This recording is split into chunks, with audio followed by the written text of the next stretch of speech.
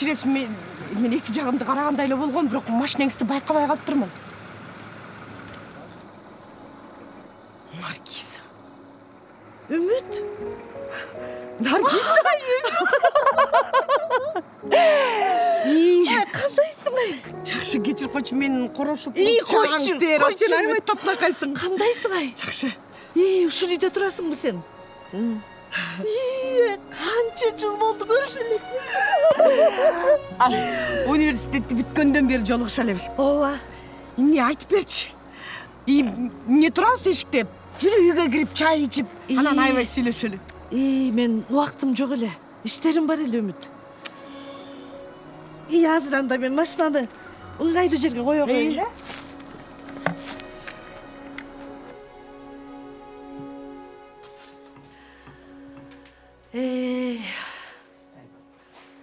Канча убакыт өттү. Эсиңдеби, Үмүт? Алдыга кандай чоң пландарды койчу элек?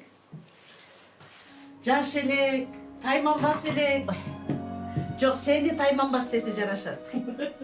Чынын айтсам, мен өмүр бою эле сенин тырышчаактыгыңа суктанып келдим. Ошол мага жетпей келбедиби? Бул сенин кызыңбы? Бизде ушундай куракта элек сулуу кызың бар экен. Билесиңби? Бул кызым аябай акылдуу, жөндөмдүү. Анан астына кандай бир максат койбосун, жетмейин такыр тынбайт да. Мага бирөөнү эле эстетип атат бул кыз. Я, Кел андан кирип отуруп чай ичели. Билесиңби? Бул кызымчы алдына ушундай бир чоң максаттарды коюп алат да. Мен бер жакта туруп корком да, мунун баарын кантип аткарат депчи. Азамат. Бирок эң негизгиси мунун күйөөсү колдойт. Мен неберелеримди багып жүрдүм. Кызым болсо түнү менен отуруп алып жанагы тегеле проекторлорду жасат да. Анан чарчайт окшойт. Болду, экинчи иштебейм, ушу менен токтотом дейт, бирок жумуштун аягына чыкмайын такыр тынбайт. Мунун келечегичи мен үчүн өтө маанилүү да. Сендей тырышчаак турбайбы? Ооба. Алло. Саламатчылык. Азырбы? Макул.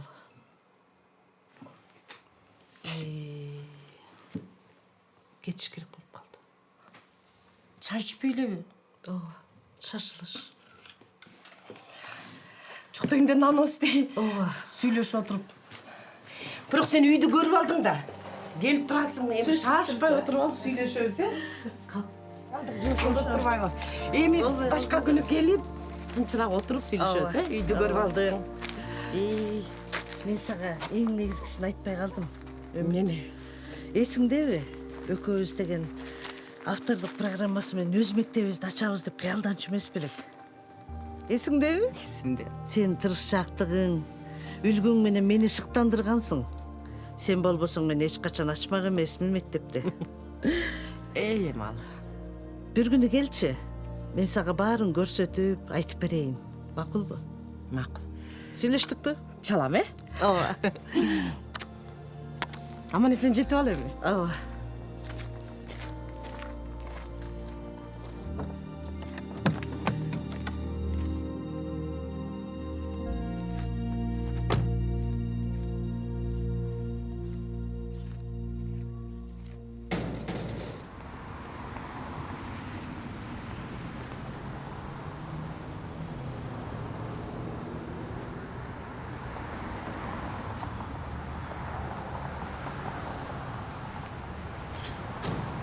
Сонун ай, сонун.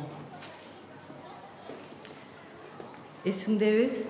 Автордук программа менен өз мектебибизди ачабыз деп кыялданганыбыз. Айтпа.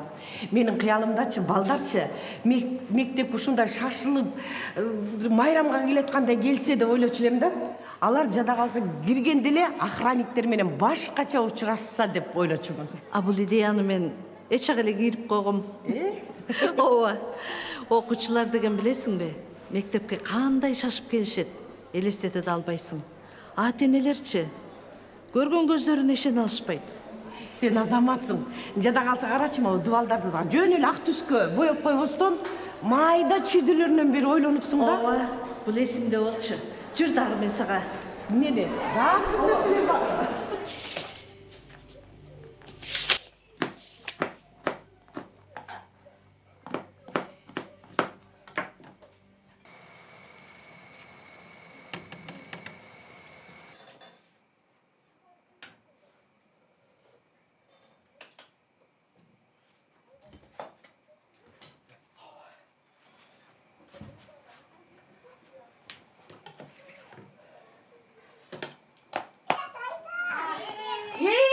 Kimdir geldi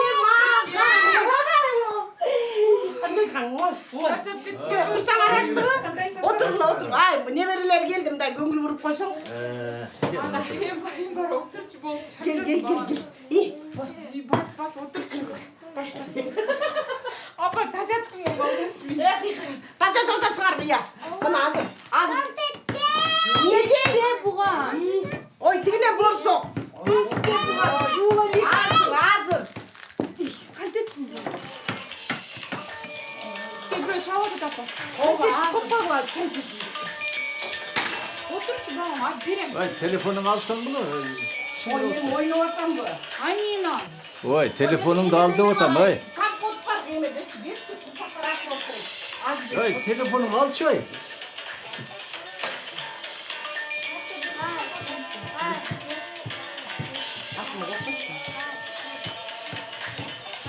Niye öyle? Telefonu tuzsun, sapırıp dur cömendi. Neyin gidiyor kan telefonda alayım. Makul bu. Ay akırın buna cep durula. Kapottan da gene. Alo Nargiza. Ay Ümit, bağıracağında evi.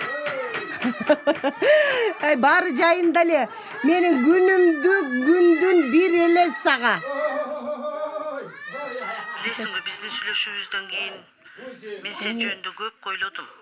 Кыскасы, мен сенин телефон чалууңду күткөн жокмун. Мен билем, бирге экөөбүздүн колубуздан көп нерсе келерин.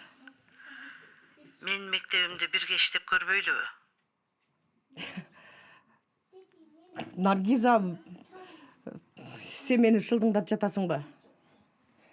Мен 20 жашта эмесмин да. 20 жашта болбой калганыма канча жыл болду. Үмүт, эгер бул сенин өмүр бою кыялыңдагы ишиң болсо, сенин жашыңа ага тоскоол болбойт. Ай жок дегенде бир аракет кылып көрчү. Наргиза, чоң рахмат, бирок мен ойлонуп көрөйүн, анан сага чалып коем. Үмүт, сенин телефон чалыңды күтөм. Ооба, мен сөзсүз чалам сага.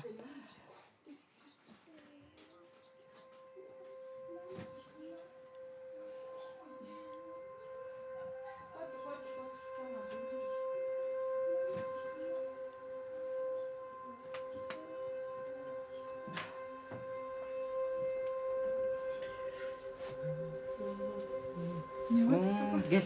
Oy. Kızlar de redde öyle. Жаңы эле ким чалды сизге?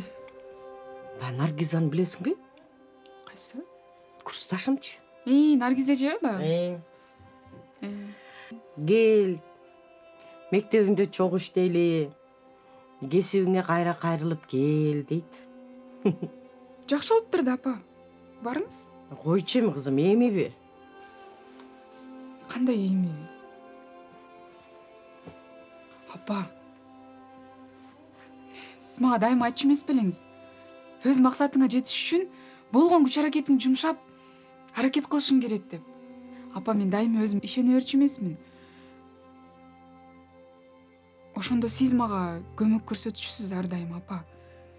Сен колуңан келет кызым, ишенем мен сага. Сен жасай аласың дегенде мен ошону жасап кетчүмүн. Мен сизге ишенип жасап кетчүмүн, апа. Мына мен өз максаттарыма жеттим, Кудай буйрса иштеп атам. А сиз мен деп жүрүп, өзүңүздүн максатыңызды таштап койдуңуз.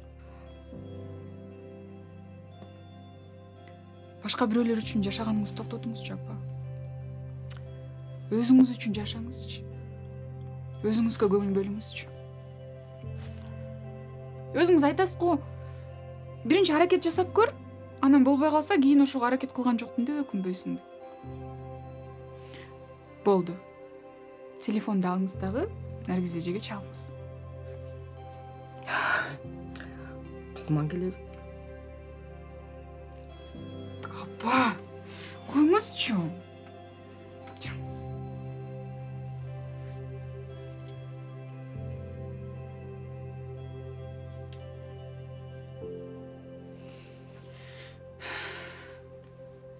Наргиза, ben ойлондум. Мен макулмун. Болуптур.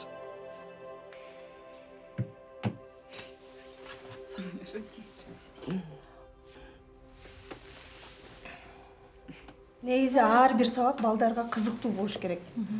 Балдар сабакка кечикпей келип, анан сабак бүткөндөн кийин коңгуроодон кийин шашып ушуп бири-бирин жөөлөбөй, акырын жай чыгып кетишин каалайт элем да. Баса жакында эле балдарды кантип тартипке алып келүү үчүн бир жакшы нерсе окудум да. Ал болсо светофор деп аталат да. Мисалы кызыл түс мугалимдер жана индивидуалдуу тапшырма деп аталат да. Жада калса мугалим дагы окуучунун оюн бөлгөнгө акысы жок. Ал эми сары түс болсо сүйлөшүү жана кезек менен жооп берүү деп аталат. Анда болсо балдардын баягы бири-бири менен баягы мамилесин дагы жакшыртат да андан. Жашыл түз болсо бул эки-экиден же болбосо команда менен иштөө үчүн экен да. Бул чыныгы балдардын сүйлөшүүдөгү чыныгы эркиндиги тууралуу да. Эми 5-6 сабактан кийин эле эгер өзүбүз жол чырагы тууралуу унутуп калбасак эле да. Бул болсо окуучуларга болгон мугалимдин өзүнө тезирээк реакция кыла башташат да. Ошондуктан биз өзүбүз үлгү болушубуз керек экен да.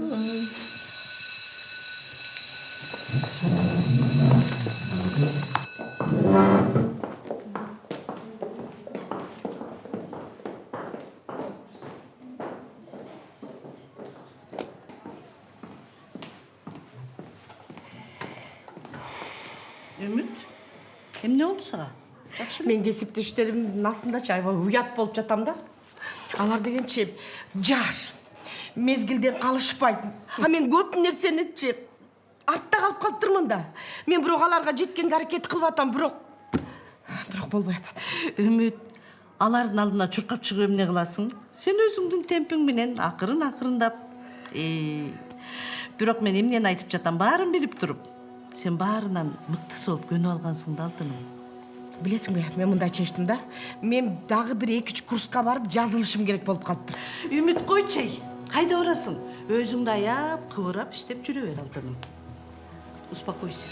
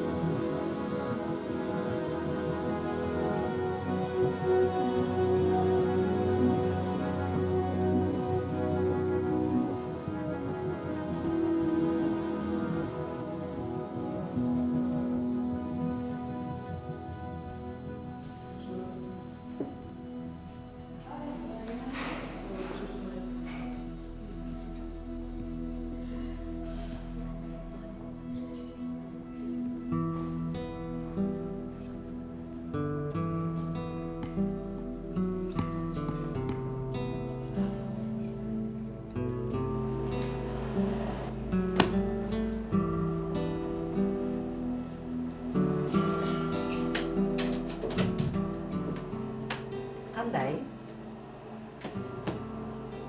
İşte odasın. Болду, мен мындан ары чыдай албай калдым. Ушунча көп маалымат. Кесиптештерим да мени кабыл албай калышат. Мен өз кыялыман баш тарттым. Мен андан көрө короодогу арыктын жээгиндеги чөптөрдү отоп коро шыпырып, гүл отургузуп, тамак жасап, үй кожойкасы болууга моюн сундум.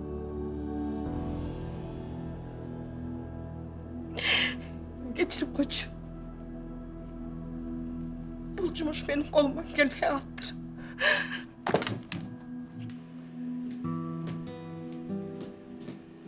Үмүт бардыгын шыктандырып, алдыда турган тоскоолдуктарды байкабаган тырышчаак кыз кайда калды я? Мен сени тааныбай турам, Үмүт. Жашоо дагы бир жолу сага ушундай шарт берип атканда колдон учуруп жатпайсыңбы?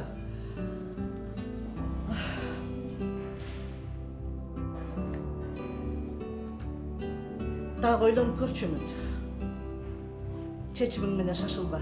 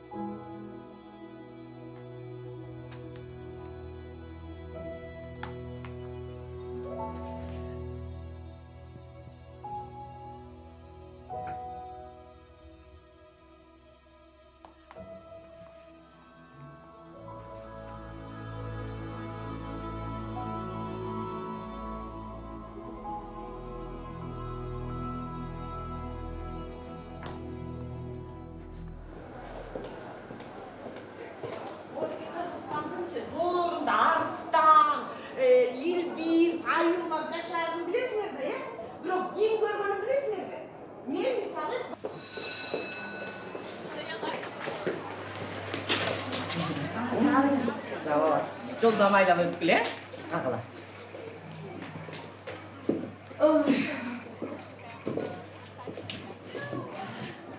Кандай? Жакшы. Наргиза, ушу тоба келдикке кантип бардым я. Бирок жумушум жакшы боло баштады. Ошентчи. Баягы тигил сенин машинеңе суу чачылып, экөөбүздүн жолугушубуз. Ошон үчүн мен Кудайга 1000 мертебе ыраазымын да. Мен эми гана өзүмдүн кыялымдагы орунду таптым окшойт. Ошентчи. Сага чоң рахмат. İsterseniz. Kime görüntüm böyle? Жүрү менен. Жүр.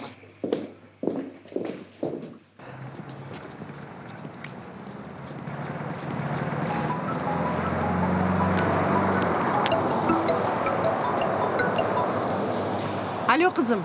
Alo апа, кандайсыз? Sen bir нерсеге эмне тышыстанып жатасың ба? Апа, бизди жолдошум экөөбүздү жумуш боюнча сапарга жөнөтүп атат. Аябай маанилүү долбоор боюнча өткөндө айтып атпадым беле. Бирок чынын айтсам балдарды эмне кыларыбызды билбей Мен атабыз. сени ар дайым колдоорумду сен жакшы билесиң да. Сиз тура эмес ойлоп калбаңыз, апа. Жетекчим кокустан сунуштап калды, анан мен дагы ошого дароо эле сизге чала калгам да. Тигил үйгө бара бергиле. Мен дагы жумуштан үйгө баратам.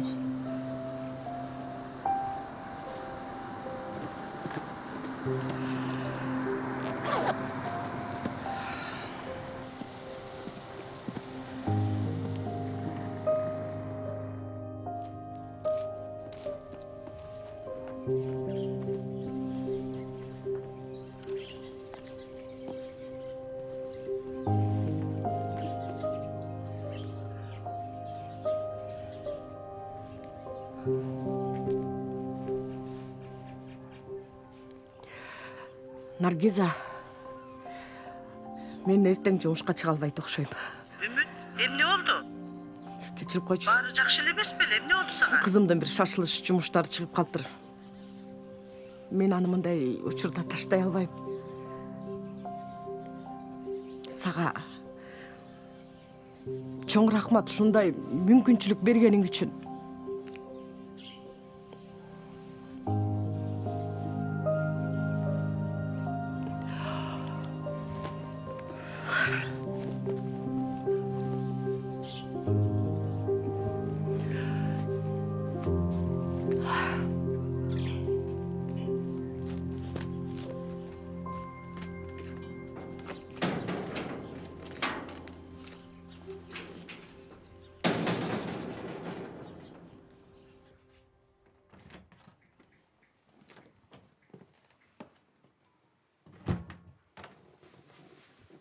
Мен geldim.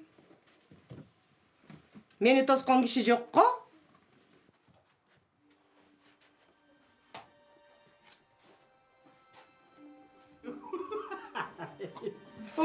Gıdıktım.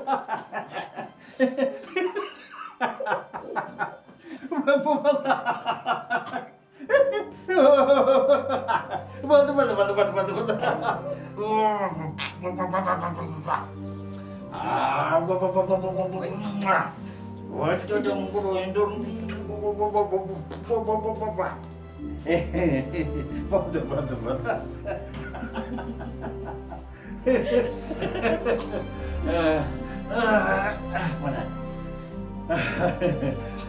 Ümit, kızımdan baарын uqtum. Senin jumuşun turalı, nevrelerim turalı baарын uqtum.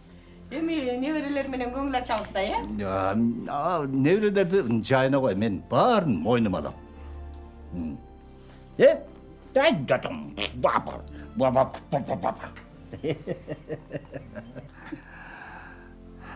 Ümit, бұйырса бары жұмышың жақсы болады. Мен ошондой сезем. Башында көп ишене бергенде болгон жок элем. 50 жаштан кийин баары бүткөндөй сезилет экен. Мен сага абдан ыраазымын. Анткени бардык өмүрүмдү үй бүлөгө арнадым. Мага болгон аялдык сезимиң дагы. Бирок мен сени көз карашыңды эч качан мындай көргөн эмес элем. Тим эле көздөрүң жанып, беттериңден нуруң тамылып турат. 10 жашка жашаргандай көрүнүп турасың. Чынтырчы. Ооба жумушуңду таштабагын. Мага ушундай аял өтө жагат.